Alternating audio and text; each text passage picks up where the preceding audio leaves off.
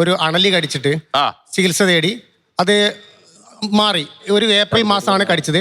അടുത്ത ഏപ്രിൽ മാസം ആകുമ്പോഴത്തേക്കും ആ കടിച്ച സ്ഥലത്ത് വീണ്ടും വ്രണങ്ങൾ വന്ന് അത് ഉണങ്ങി പോയി. പിന്നെ അടുത്ത വർഷം ഇങ്ങനെ ഒരു 5 വർഷത്തോളം ഇങ്ങനെ ഒരു പ്രവണത കണ്ടു. ഡോക്ടറെ അങ്ങനെ ഉണ്ടാകാൻ സാധ്യതയുണ്ട്.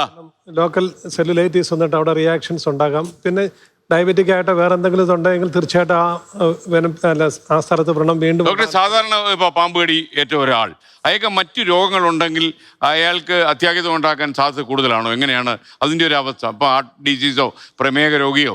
അല്ല, സാധാരണഗതിയിൽ അങ്ങനെ ഒരു വേറെ ഏതെങ്കിലും രോഗമുള്ള ഒരാൾക്ക് പാമ്പ് കടി ഏറ്റാൽ പ്രശ്നങ്ങൾ ഉണ്ടാകാനുള്ള സാധ്യതകളൊന്നും ഇല്ല. പക്ഷെ ഇവിടെ ഇപ്പൊ ചോദിച്ചുകൊണ്ട് തന്നെ പറയുകയാണ്, പാമ്പ് കടിച്ച് ആന്റി സ്നേക് വെനം കൊടുക്കുന്ന സമയത്ത് റിയാക്ഷൻ ഉണ്ടായി എന്ന് വിചാരിക്കുക. ആ റിയാക്ഷൻ ഉണ്ടാകുമ്പോഴേക്കും കൊടുക്കുന്ന മറുമരുന്നുണ്ട്, അത് അഡ്രിനലിൻ പോലെയുള്ളതാണ്.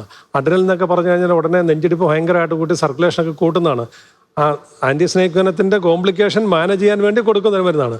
അപ്പോൾ ഒരു 80 വയസ്സൊക്കെ ആയിട്ടുള്ള 70 വയസ്സായിട്ടുള്ള ഒരാൾ, ഹാർട്ട് ഡിസീസ് ഒക്കെ ഉള്ള ഒരാൾക്ക് ഇതുപോലുള്ള ഇത് തീർച്ചയായിട്ടും പ്രശ്നങ്ങളുണ്ടാകും. ഹാർട്ട് ഡിസീസും ഒക്കെ മൂർച്ഛിച്ച് വേണം തന്നെ മരണം വരെ സംഭവിക്കും.